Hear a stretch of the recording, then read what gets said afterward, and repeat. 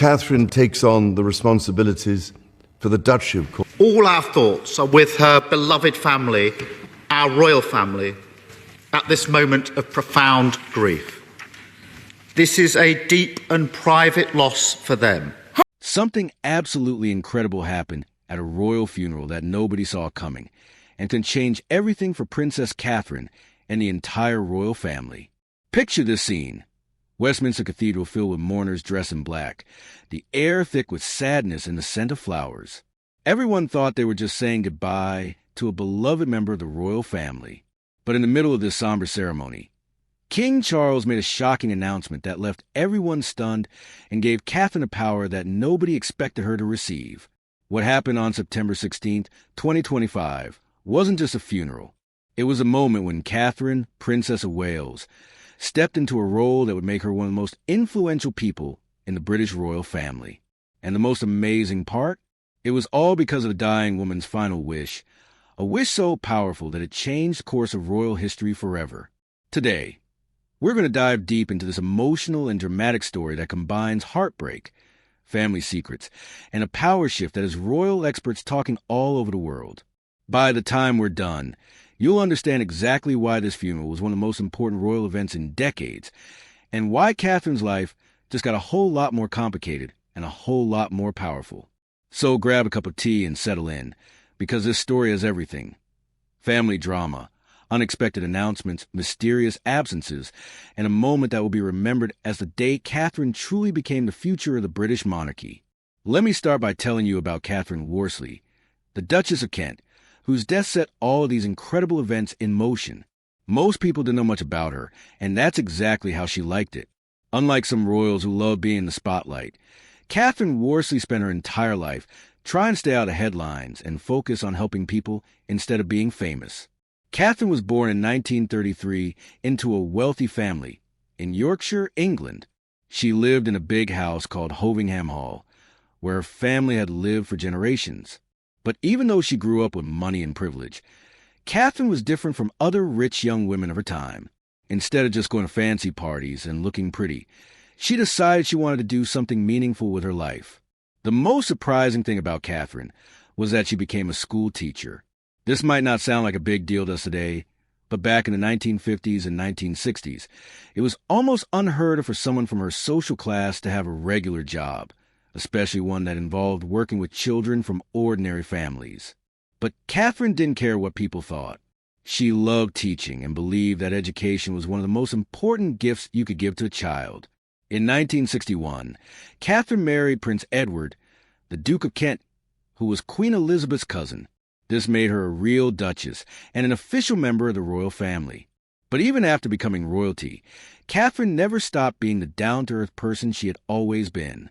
She continued teaching for several years after her marriage, something that shocked many people in royal circles. As the years went by, Catherine became known for her charity work. She traveled all around the world as an ambassador for UNICEF, helping children in poor countries get access to clean water, food, and education. She also worked with an organization called the Samaritans, which helps people who are feeling suicidal or extremely depressed. Catherine would actually answer phones and talk to people who were having the worst days of their lives, offering them hope and support. But Catherine's life wasn't always easy. She faced many personal tragedies that would have broken a weaker person. She lost a baby before it was born, which devastated her. Later, she had to deal with the heartbreak of watching one of her children struggle with drug addiction, a battle that eventually led to his death in 1994. These experiences left Catherine with her own struggles with depression, but instead of hiding from these problems, she chose to talk about them openly, which was incredibly brave for a royal family member at that time. One thing that made Catherine special was her relationship with her faith. She was born Protestant, like most members of the royal family. But as she got older, she became more and more interested in Catholicism. In 2019, when she was 86 years old, she made the decision to convert to the Catholic faith. This was a huge deal because it was extremely rare for someone in the royal family to change religions, especially to become Catholic. Throughout all of these challenges and changes, Catherine remained devoted to her husband, Prince Edward, the Duke of Kent. They were married for more than 60 years, and by all accounts, They were deeply in love right up until the end. The Duke, who is now 89 years old, supported Katherine through all of her struggles and celebrated all of her victories. As Katherine got older, her health began to fail, but she never completely stopped her charity work. She continued to attend important royal events when she could, always dressed simply and elegantly, never trying to draw attention to herself. People who met her during these later years always commented on her kindness and her genuine interest in hearing about their lives and problems. In her final months, Katherine knew that her time was running out.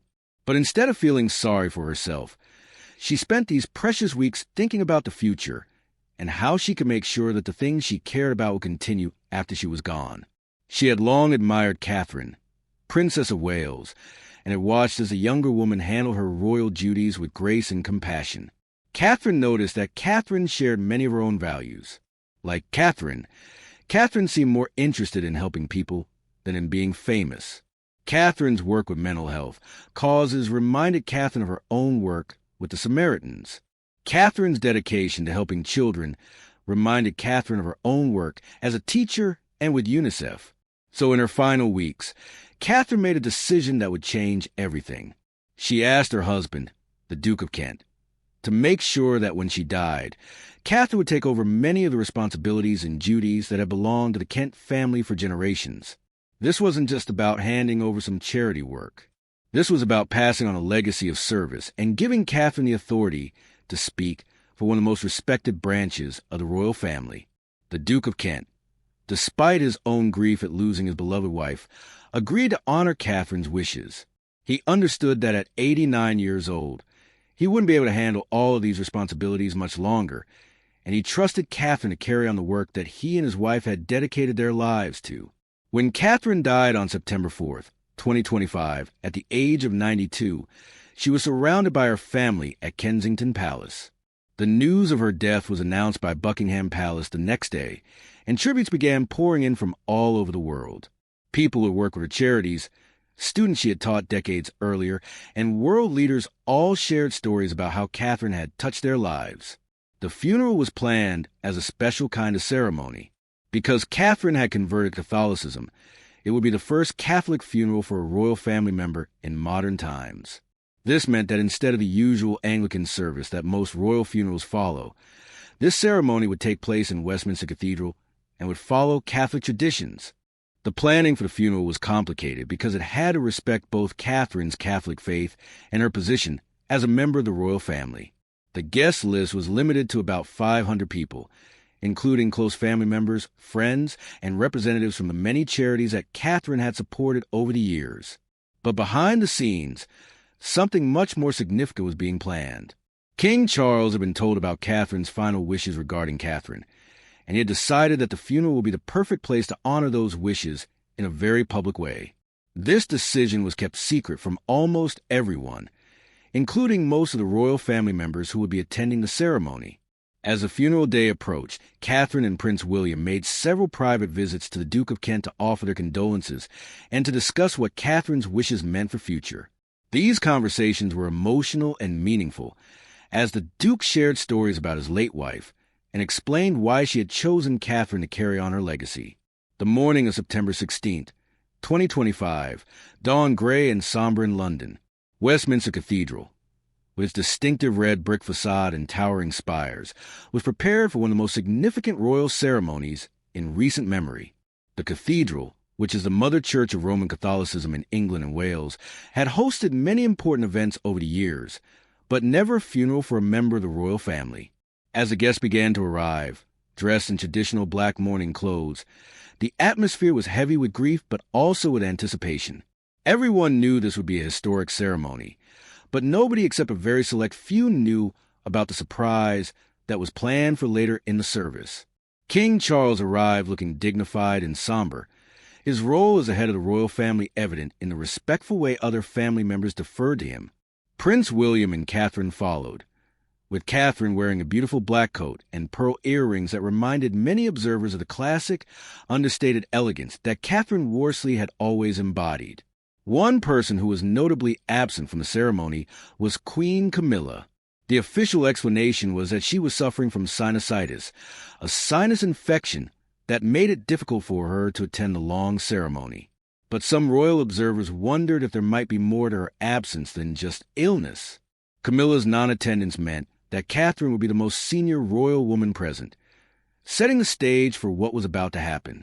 As the guests took their seats in the cathedral's beautiful nave, with its soaring ceilings and intricate stonework, the atmosphere was both sacred and sad. Flowers filled the space, many of them chosen because they had been Catherine's favorites. The scent of incense began to fill the air as the Catholic priests prepared to begin the ancient rituals that would mark Catherine's passage from this life to the next.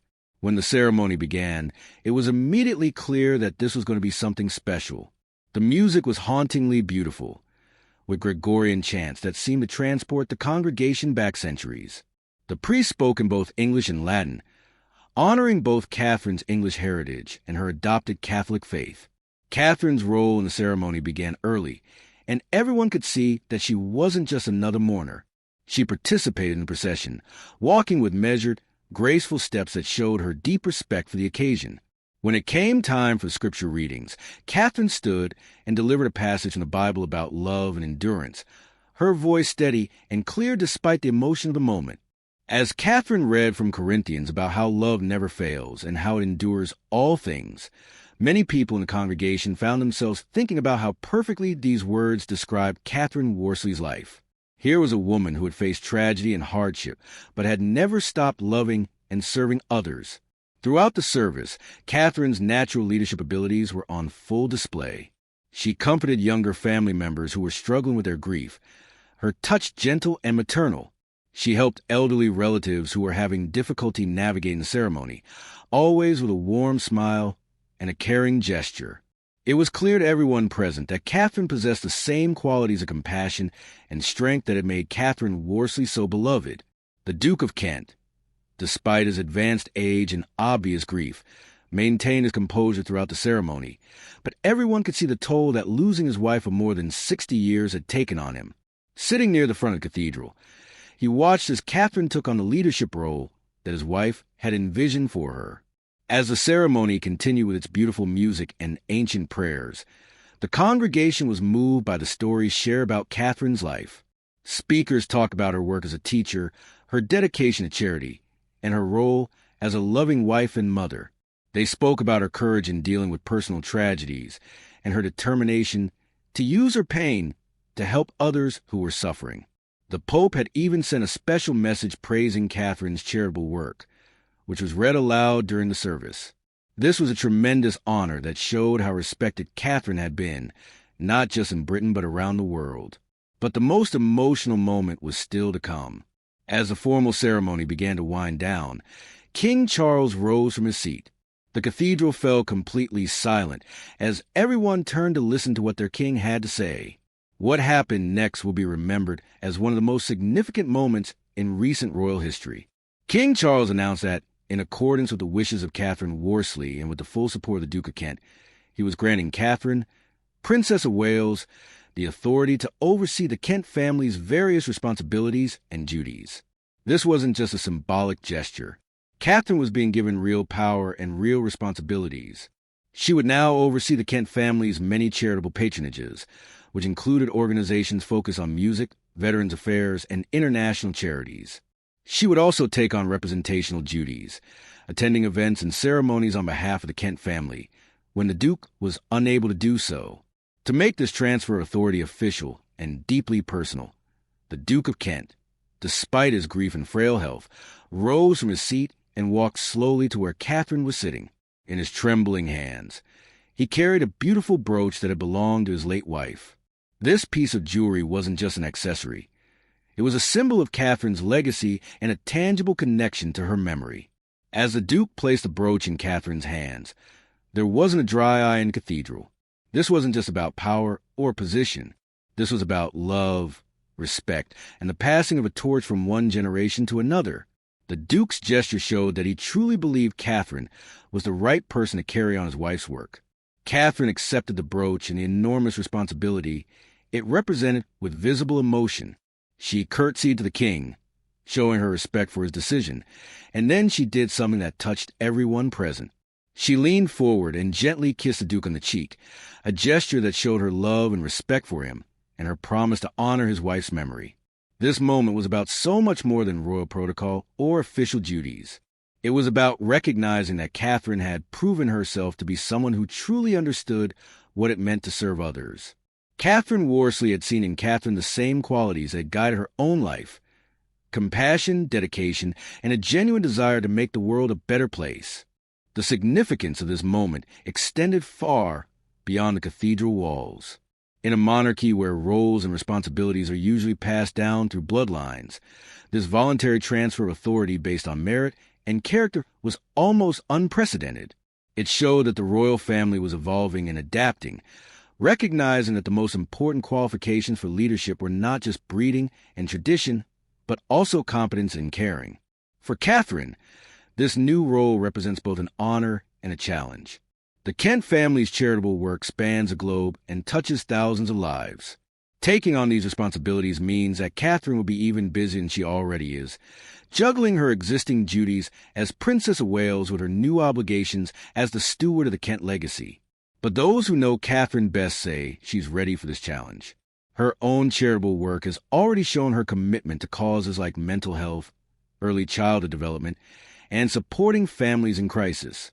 These interests align perfectly with the values that Katherine Worsley championed throughout her life. The timing of this announcement also highlights some interesting dynamics within the royal family. Queen Camilla's absence from the ceremony, whether due to illness or other reasons, meant that Katherine was able to step into a leadership role without any competing narratives or divided attention. Some royal experts believe that this moment represents a broader shift in the monarchy, with King Charles increasingly relying on Katherine and William to represent the future of the institution. By entrusting Katherine with the Kent family's legacy, Charles is signaling his confidence in her ability to help modernize the monarchy while preserving its most important traditions. The absence of other controversial figures like Prince Harry and Meghan from this family moment also underscores how the royal family is consolidating around its most reliable and dedicated members. Katherine's elevation to this new role sends a clear message about who the family sees as its future leaders. For the Duke of Kent, this transition provides both comfort and practical relief. At 89 years old, with failing health and deep grief over the loss of his wife, he needed someone he could trust to carry on the work that had been so important to Katherine. By choosing Katherine, he ensured that his wife's legacy would be in the hands of someone who shares her values and her commitment to service. The broader implications of this moment will likely be felt for years to come. Katherine's new authority gives her a platform to expand her influence and to tackle some of the issues she cares most about. It also positions her as a unifying figure within the royal family, someone who can bridge different generations and different approaches to royal duty. As the funeral ceremony concluded and the guests began to file out of Westminster Cathedral, many of them were still processing what they had just witnessed. What started as a sad farewell to a beloved royal had become a powerful moment of transition and renewal. The sight of Katherine walking out of the cathedral, wearing Katherine Worsley's brooch and carrying the weight of new responsibilities, symbolized both the end of one era and the beginning of another. The quiet Duchess who had spent her life serving others had found the perfect successor in a princess who shared her values and her vision. In the days and weeks following the funeral, royal experts and commentators would analyze every aspect of what had happened. Some would focus on the political implications of Katherine's new role. Others would examine what it meant for the future of the monarchy. But perhaps the most important aspect of the story was the deeply human element. A dying woman's faith in a younger woman's character, and the way that faith was honored by family members who put legacy above politics. Katherine's acceptance of the Kent family's authority represents more than just taking on new duties. It represents a commitment to continuing a tradition of service that stretches back generations. It shows that she understands the weight of history and the importance of using privilege and position to help others. As Katherine begins this new chapter of her royal career, she carries with her the blessings of a woman who spent her entire life putting others first. Katherine Worsley's final gift to the royal family wasn't just her years of service, but her wisdom in choosing someone who would continue that service for years to come. The story of what happened at Katherine Worsley's funeral is ultimately a story about the power of character over politics, of service over self-interest, and of one generation's faith in the next. It shows us that even in an institution as ancient and traditional as the British monarchy, change is possible when it's guided by the right values and the right people. What do you think about this incredible moment in royal history? Do you believe Catherine is ready for these new responsibilities? Or do you think the royal family is putting too much pressure on her? Does this moment represent positive change to monarchy? Or are you concerned about what it might mean for other family members? I'm really curious to hear your thoughts about this story, because it touches on so many important themes about family, duty, and the way traditions get passed from one generation to the next. Leave your comments below and let me know what you think about Catherine's new role and what it might mean for the future of the royal family. If you found this story as fascinating as I did, please hit that like button to show your support. Your likes help other people discover these videos, and let me know that you want to see more in-depth coverage of royal family stories like this one. Make sure you're subscribed to this channel so you never miss our latest videos about the royal family, celebrity news, and the stories that matter most to the people you care about. Ring that notification bell too, so you'll be among the first to know when we publish new content. Share this video with your friends and family members who follow royal news, because I guarantee they'll want to discuss this incredible moment and what it means for the future. Thanks for watching, and I'll see you in the next video where we'll continue following Catherine's journey as she steps into her powerful new role.